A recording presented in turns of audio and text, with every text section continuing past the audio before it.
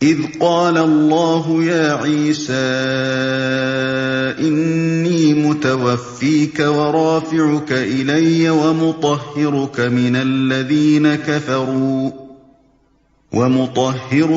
الذين كفروا وجاعل الذين اتبعوك فوق الذين كفروا إلى يوم القيامة ثم إلي مرجعكم فأحكم بينكم فيما كنتم فيه تختلفون۔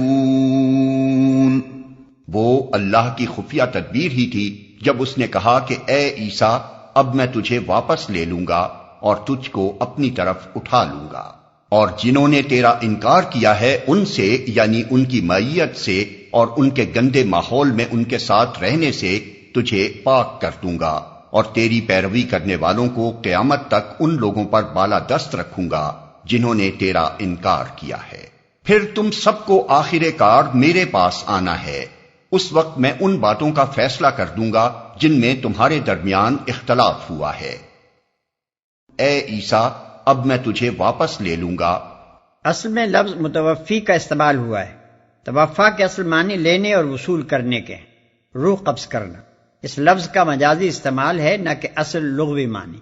یہاں یہ لفظ انگریزی لفظ ٹو ریکال کے معنی میں مستعمل ہوا ہے، یعنی کسی عہدیدار کو اس کے منصب سے واپس بلا لینا۔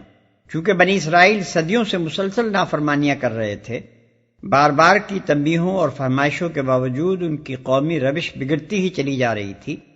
پے در پے کئی انبیاء کو قتل کر چکے تھے، اور ہر اس بندہ صالح کے خون کے پیاسے ہو جاتے تھے جو نیکی اور راستی کی طرف انہیں دعوت دیتا تھا۔ اس لیے اللہ تعالیٰ نے ان پر حجت تمام کرنے اور انہیں ایک آخری موقع دینے کے لیے حضرت عیسیٰ اور حضرت یحییٰ علیہ السلام جیسے دو جلیل القدر پیغمبروں کو بیک وقت مبعوث کیا، جن کے ساتھ مامور من اللہ ہونے کی ایسی کھلی کھلی نشانیاں تھیں کہ ان سے انکار صرف وہی لوگ کر سکتے تھے جو حق و صداقت سے انتہا درجے کا عناد رکھتے ہوں، اور حق کے مقابلے میں جن کی جسارت و بے باکی حد کو پہنچ چکی ہو۔ مگر بنی اسرائیل نے اس آخری موقع کو بھی ہاتھ سے کھو دیا، اور صرف اتنا ہی نہ کیا کہ ان دونوں پیغمبروں کی دعوت رد کر دی، بلکہ ان کے ایک رئیس نے علی الاعلان حضرت یحییٰ علیہ السلام جیسے بلند پایا انسان کا سر ایک رقاصہ کی فرمائش پر قلم کرا دیا، اور ان کے علماء و فقہا نے سازش کر کے حضرت عیسیٰ علیہ السلام کو رومی سلطنت سے سائے موت دلوانے کی کوشش کی۔ اس کے بعد بنی اسرائیل کی فرمائش پر مزید وقت اور قوت صرف کرنا بالکل فضول تھا، اس لیے اللہ تعالیٰ نے اپنے پیغمبر کو واپس بلا لیا اور قیامت تک کے لیے بنی اسرائیل پر ذلت کی زندگی کا فیصلہ لکھ دیا۔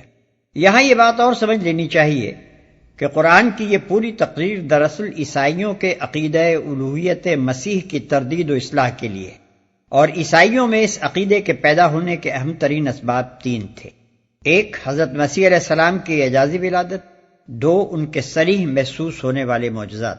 تین، ان کا آسمان کی طرف اٹھایا جانا، جس کا ذکر صاف الفاظ میں ان کتابوں میں پایا جاتا ہے۔ قرآن نے پہلی بات کی تصدیق کی اور فرمایا کہ مسیح کا بے باپ پیدا ہونا محض اللہ کی قدرت کا کرشمہ تھا۔ اللہ جس کو جس طرح چاہتا ہے پیدا کرتا ہے۔ یہ غیر معمولی طریقہ پیدائش ہرگز اس بات کی دلیل نہیں ہے کہ مسیح خدا تھا یا خدائی میں کچھ بھی حصہ رکھتا تھا۔ دوسری بات کی بھی قرآن نے تصدیق کی اور خود مسیح کے معجزات ایک ایک کر کے گنائے، مگر بتا دیا کہ یہ سارے کام اس نے اللہ کے اذن سے کیے تھے، بے اختیار خود کچھ بھی نہیں کیا۔ اس لیے ان میں سے بھی کوئی بات ایسی نہیں ہے جس سے تم یہ نتیجہ نکالنے میں کچھ بھی حق بجانب ہو کہ مسیح کا خدائی میں حصہ تھا۔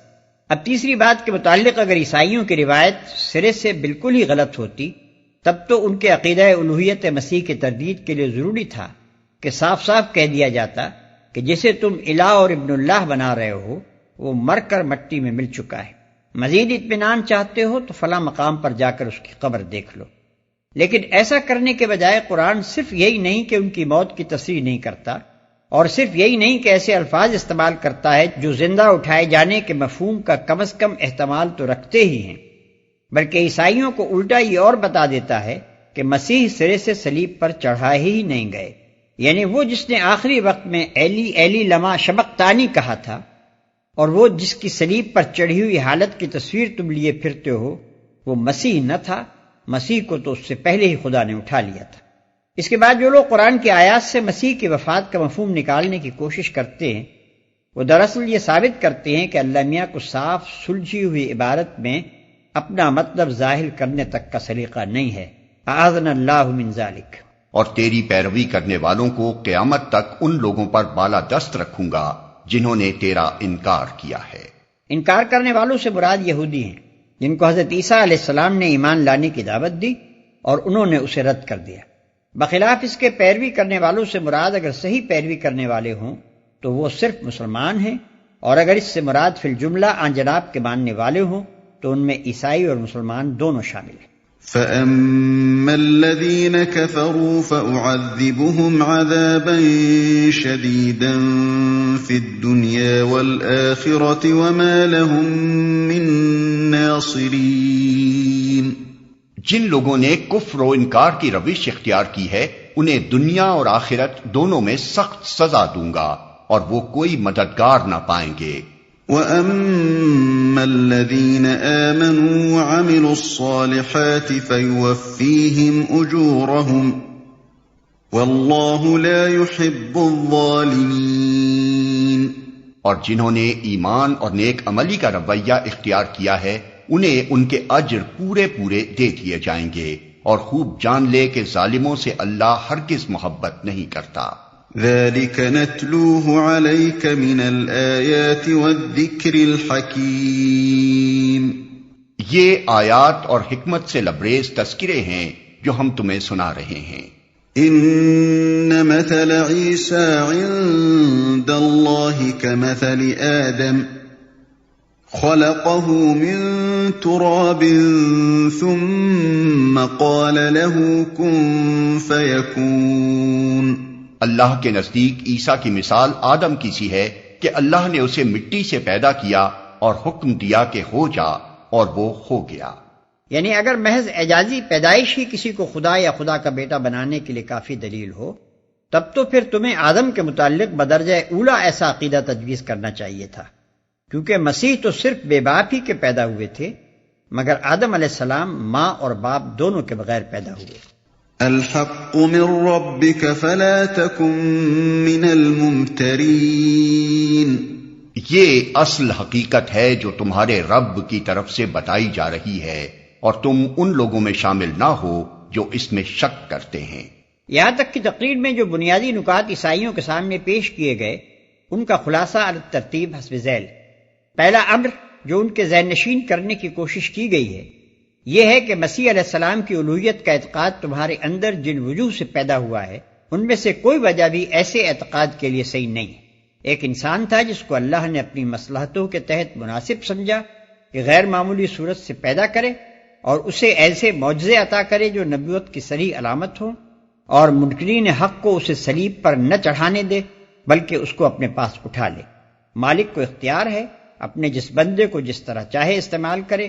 محض اس غیر معمولی برتاؤ کو دیکھ کر یہ نتیجہ نکالنا کیسے صحیح ہو سکتا ہے کہ وہ خود مالک تھا یا مالک کا بیٹا تھا یا ملکیت میں اس کا شریک تھا۔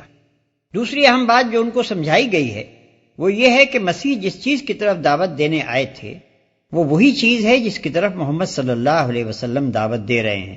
دونوں کے مشن میں یک سر منہ فرق نہیں ہے۔ تیسرا بنیادی نقطہ اس تقریر کا یہ ہے کہ مسیح کے بعد ان کے حواریوں کا مذہب بھی یہی اسلام تھا جو قرآن پیش کر رہا ہے۔ بعد کی عیسائیت نہ اس تعلیم پر قائم رہی جو مسیح علیہ السلام نے دی تھی، اور نہ اس مذہب کی پیرو رہی جس کا اتباع مسیح کے حواری کرتے تھے۔ فمن حاجك فيه من بعد ما جاءك من العلم فقل تعالوا ندع أبناءنا وأبناءكم ونساءنا ونساءكم وأنفسنا وأنفسكم ثم نبتهل فنجعل لعنة الله على الكاذبين۔ یہ علم آ جانے کے بعد اب جو کوئی اس معاملے میں تم سے جھگڑا کرے تو اے محمد اس سے کہو آؤ ہم اور تم خود بھی آ جائیں اور اپنے اپنے بال بچوں کو بھی لے آئیں، اور خدا سے دعا کریں کہ جو جھوٹا ہو اس پر خدا کی لعنت ہو۔ فیصلے کی یہ صورت پیش کرنے سے دراصل یہ ثابت کرنا مقصود تھا کہ وفد نجران جان بوجھ کر ہٹ دھرمی کر رہا ہے۔ اوپر کی تقریر میں جو باتیں بیان کی گئی ہیں ان میں سے کسی کا جواب بھی ان لوگوں کے پاس نہ تھا۔ مسیحیت کے مختلف عقائد میں سے کسی کے حق میں بھی وہ خود اپنی کتب مقدسہ کی ایسی سند نہ پاتے تھے جس کی بنا پر کامل یقین کے ساتھ یہ دعویٰ کر سکتے کہ ان کا عقیدہ امر واقع کے عین مطابق ہے اور حقیقت اس کے خلاف ہرگز نہیں ہے۔ پھر نبی صلی اللہ علیہ وسلم کی سیرت، آپ کی تعلیم اور آپ کے کارناموں کو دیکھ کر اکثر اہل وقت اپنے دلوں میں آپ کی نبوت کے قائل بھی ہو گئے تھے یا کم از کم اپنے انکار میں متزلزل ہو چکے تھے۔ اس لیے جب مجھ سے کہا گیا کہ اچھا اگر تمہیں اپنے عقیدے کی صداقت کا پورا یقین ہے تو آؤ ہمارے مقابلے میں دعا کرو کہ جو جھوٹا ہو اس پر خدا کی لعنت ہو، تو ان میں سے کوئی بھی اس مقابلے کے لیے تیار نہ ہوا۔ اس طرح یہ بات تمام عرب کے سامنے کھل گئی کہ نجرانی مسیحیت کے پیشوا اور پادری جن کے تقدس کا سکہ دور دور تک رواں ہے، دراصل ایسے عقائد کا اتباع کر رہے ہیں جن کی صداقت پر خود انہیں کامل اعتماد نہیں ہے۔ ان هذا لهو القصص الحق وما من اله الا الله وان الله لهو العزيز الحكيم۔ یہ بالکل صحیح واقعات ہیں اور حقیقت یہ ہے کہ اللہ کے سوا کوئی خداوند نہیں ہے، اور وہ اللہ ہی کی ہستی ہے جس کی طاقت سب سے بالا اور جس کی حکمت نظام عالم میں کار فرما ہے۔ فَإِن تَوَلَّوْا فَإِنَّ اللَّهَ عَلِيمٌ بِالْمُفْسِدِينَ۔ پس اگر یہ لوگ اس شرط پر مقابلے میں آنے سے منہ موڑیں تو ان کا مفسد ہونا صاف کھل جائے گا، اور اللہ تو مفسدوں کے حال سے واقف ہی ہے۔